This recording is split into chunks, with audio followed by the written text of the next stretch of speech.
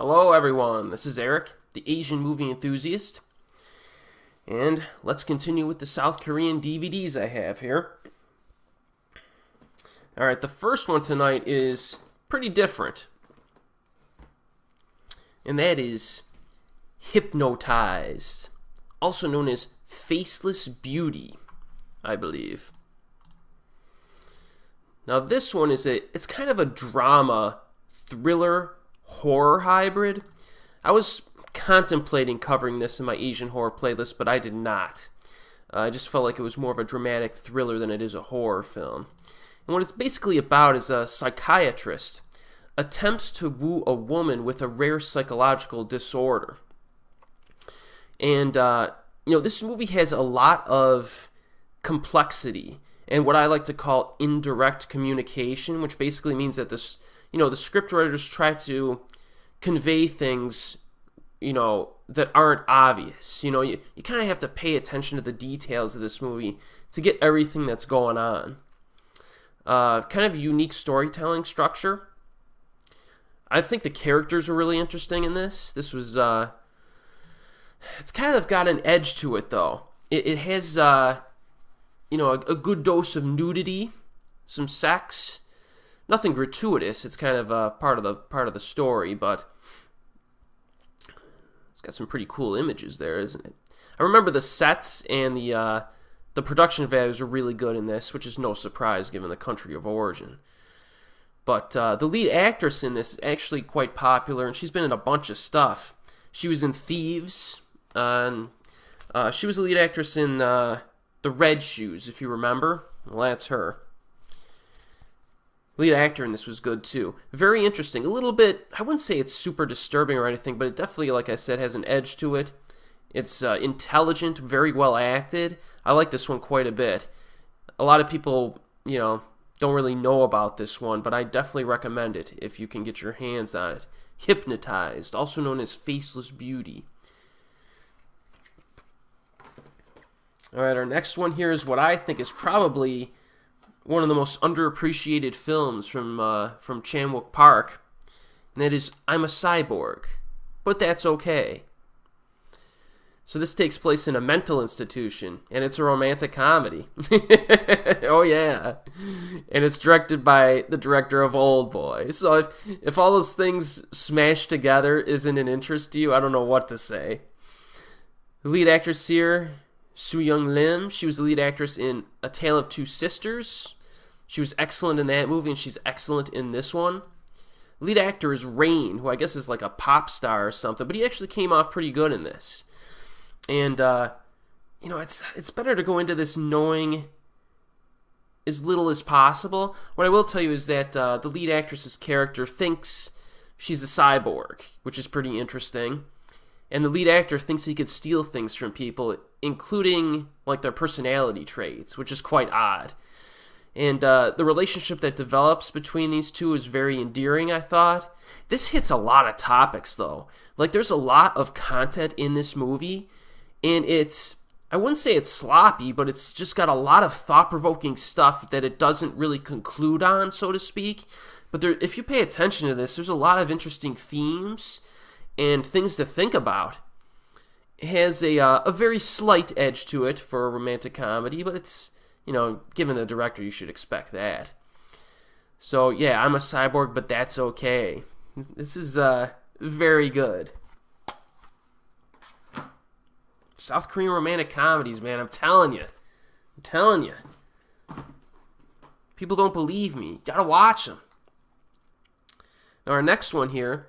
Now, if you remember A Tale of Two Sisters, Su-jeong's little sister was played by Geun-young, I think. Let me double check this. I don't want to get her name wrong. Yeah, as well as I can pronounce it, Geun-young. And that actress actually starred in a television series called The Painter of Wind in 2008.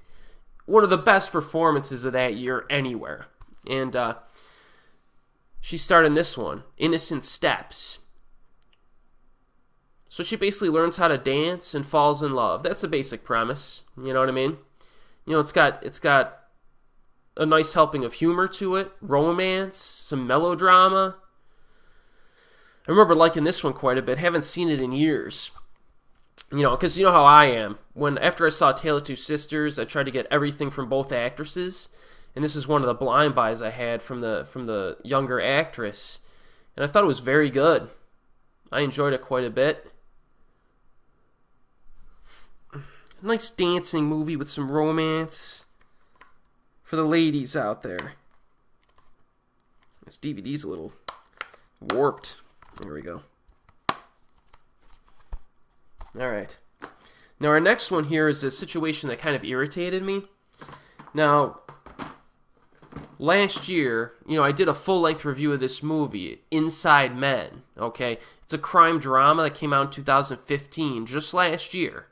So I saw earlier this year, you know, there was a special DVD box set that included both the theatrical and the extended cut, which is much longer than the theatrical. So I said, okay, you know, it's like 30-some bucks. I'll just wait a little bit, you know, and then buy it a little bit later in the year for Christmas. So I go on Yes Asia a few weeks ago, out of print.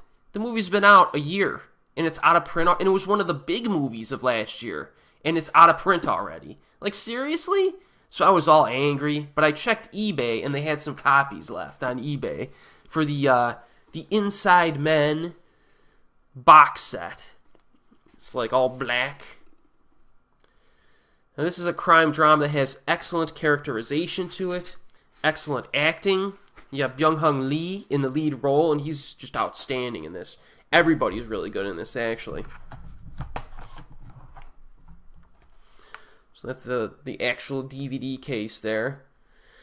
A nice, sprawling crime film. I thought it developed the characters very well. There was a lot of intensity to it, too, I thought, during the second half. Like, it takes a little bit of while to get rolling, but then it just, this one hits on all cylinders in terms of dramatic impact, I thought. Then you have some, you know, like a picture holder, and this has a bunch of pictures inside of it that I took a brief look at. And then it comes with this, another, like, picture book thing. I'm not sure what all the special features are on it, because I haven't actually watched them yet. I just got this, like, in the last week. But, yeah, it's got some cool, like, picture book stuff in it. You got Byung-hun Lee just looking all cool, macking on the ladies. I really like the actress's character in this, too, the lead actress. There's some dramatically impactful moments with her. And, Inside Men, quite outstanding. I have not yet watched the theatrical version, but I can tell you that the original version, which is about 3 hours long, is excellent. I felt it was nicely paced, not too long. So Inside Men, I definitely recommend the movie. And, you know, I'm not sure, I have to check the special features on this. I'm not sure if the special features in the Korean edition actually came with English subtitles or not, so just look out for that, but it's mostly off the market anyways. Hopefully they'll release it on Region 1 DVD in the United States, and I'm interested in knowing, if they release the movie, what version they release, if not both. Because I really think maybe the theatrical version works, but man, I think the uncut version you gotta have. We did get the uncut version of The Wailing, though, and that was like 2 hours and 40 minutes, so maybe we'll get lucky with Inside Men. So our next film is another horror film that I already covered in my horror playlist. Into the Mirror takes place in a department store where people get murdered by their mirror images. Outstanding premise, but I was kind of underwhelmed with this one. Check out my Asian horror playlist. 2004, maybe this one was released, to get my full thoughts. It's got Ji-tae in it from Old Boy again, and Ditto. Alright. Now, the next one here is another interesting one. It is a heist movie, and it is one of the more complex heist movies you'll probably ever see. Another one that flies under the radar, just flies under it. Jakarta. So this one is pretty freaking sweet. You got, like 3 different teams of bank robbers, or basically burglars, who attempt to steal a bag full of money in a bank at the same day, at the same time. So problems arise, obviously, and some competition is invoked. Now, what makes this movie so special, okay, is that you have that replay effect. Okay, so you'll go through and you'll think the movie's over. This is a lot like Couples, the romantic comedy from 2011. This one I think was made in 2009, maybe. And no, this was earlier in the decade. This is 2000. This was 2000, right at the turn of the century. So you have the replay effect where you think the movie's over like 40 minutes in because everything plays out, and then the movie replays events, the second half of the film, and you're like, oh man, I totally had no idea what was going on in this movie. Very cleverly written script, and you have to watch this a few times. I actually did a write-up, and I might do a spoiler review of this where I go through all the details as to where everything, because just keeping track of the cash, where the cash is a project for you. If you like, movies that make you think, and this actually has a lot of humor to it. It's a comedy heist movie. So, yeah, I like this one a lot. Jakarta. Alright, our next film here is an underrated horror film, I think. I will cover this when I reach 2013 in my Asian horror playlist. And that is Killer Toon. This one has kind of like that, I would say kind of a creep show vibe to it. It really does. It's a full-length movie, though. It's not an anthology. But it's about a detective investigates a series of murders that are eerily similar to this woman's comic writings, her comics, her web comics that she publishes. And the murders mirror those comics, even if the public doesn't know all the details. So she gets investigated on it. And she might not necessarily be the killer in this movie. So it's a very interesting movie. I'll give you more details when I hit it in my Asian horror playlist. But I like this one a lot. You have Su-jeong Lee again from How to Use Guys with Secret Tips. And she plays a more serious role in this. I like her a lot. Killer Toon's pretty cool. I liked it quite a bit. You get some cool like comic book style drawings along the way too, which gives it a little bit of a different flavor. Good one. Alright, our next one here, Kiss Me, Kill Me, another one that gets under the radar. This is kind of a romance drama, I think, that it's about a hitman here who repeatedly runs into the same disheartened girl, and he decides to strike up a relationship with her. And, the characters here are pretty realistic. They're pretty likable and well developed. An overall good film. I mean, it does have some implausible coincidences and some script problems, but it's played off sometimes for humor and fantastical effects, so that's kind of okay. Not really a romantic comedy, so to speak, I don't think. It's more kind of like a romance drama with comedy in it. I enjoyed it. Not like an upper tier film in my collection, but it's good. Lead actress here. This is one of those instances where I just disagree with plastic surgery. She got some, you could tell she got some touch-ups done. In fact, I didn't even recognize her. This is the lead actress from Old Boy. Does she look like she did in Old Boy? I mean, I know this is probably a Photoshop photo or something. She looks a little bit more similar on the back. But when I saw her in the movie, I didn't even recognize her, because when she was in Old Boy, she had those pronounced, thick lips and facial features. And those were gone when I was watching this. So when I looked up the actress, because she was good in the movie, I'm like, that's her? And I looked it up online. She got some touch-ups done, and I just don't agree with them. I mean, she's still beautiful, but, it's just no point. You're already hot, lady. I don't get it sometimes, man. So the next video, next movie here. Ooh, we got an action flick. Old school Kundo, Age of the Rampant. Yes. This one has got Jung-woo, who's awesome and everything, and my boy Gang Dong-wan, or Dong-wan Gang, if I want to get the surname the same order. This is sweet. So our boy here in the back, this guy is like a ruthless swordsman. He's a great swordsman, and he just like keeps the people down for his own gain. You know, he's keeping the people down for his own wealth and riches.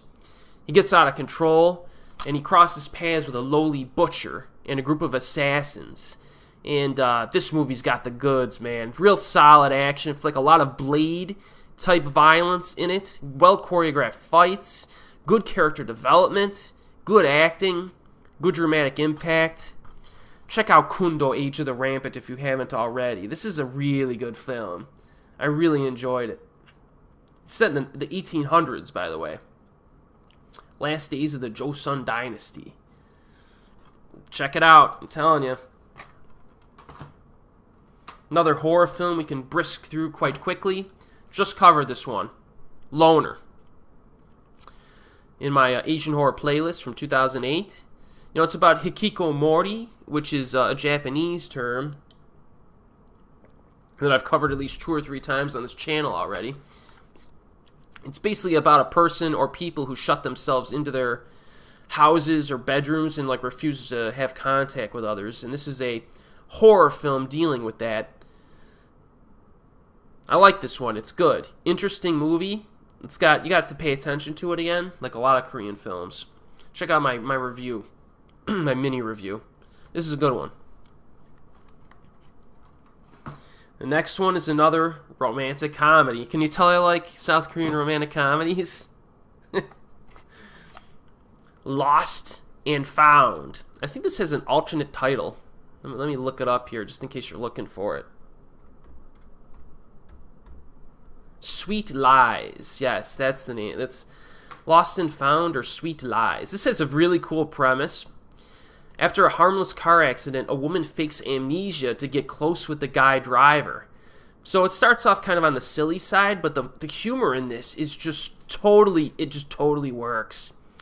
Throughout the film, this woman's friends kind of catch on to what she's doing. So when this guy's around, they exaggerate her backstory, but because of the scenario, she can't just interject and say, no, that's not what I did, because she's trying to get them to play along with her, and they embarrass her quite thoroughly, and it's really funny. There's another moment where her neighbor comes up with this like fake romantic backstory between them, even though they never dated, and he uses like scenes, or like he reenacts scenes from other Korean romance films. It's just priceless. So I thought this movie was really funny. It's a lot of fun. And I definitely recommend it. Lost and Found. I gotta rewatch that one. Here's another one. This is a comedy with a little bit of romance and drama to it. Now this is Lovely Rivals. Lovely Rivals. We got the other Su-jeong Lee at the bottom there. And you might recognize this other actress from A Tale of Two Sisters. A lot of A Tale of Two Sisters references in this video. It's Jung-ah. And her and Su-jeong Lee are rivals in love over the same guy. Like some hunky teacher comes in, some good-looking dude comes into school, and they're both interested in him. Now, obviously, the little girl is more like an innocent crush, while the teacher's really trying to get him on her side. And there's some pretty fun interaction in this. If you're used to this actress from A Tale of Two Sisters being the wicked stepmother, she lightens up a lot in this, and she shows her comedy chops in this movie, which is pretty interesting. I remember seeing this soon after, and I was impressed at her range as an actress. She does a really good job. And this little actress here, Su-jeong Lee, she was in When I Turned 9 and a bunch of really good movies before she went to college. And then she came back just recently back in the film industry. So I'm hoping for some more really good stuff from her in the future. I really like her a lot. She's a really good actress. This has some, some good moments to it. There's a little school where all the craziness takes place. Fun movie. Lovely Rivals. I want to do some more. I'm right up to one of my favorites. It's like 2 away, but I'll do it next time. You'll just have to hold out. So as always, We'll see you next time.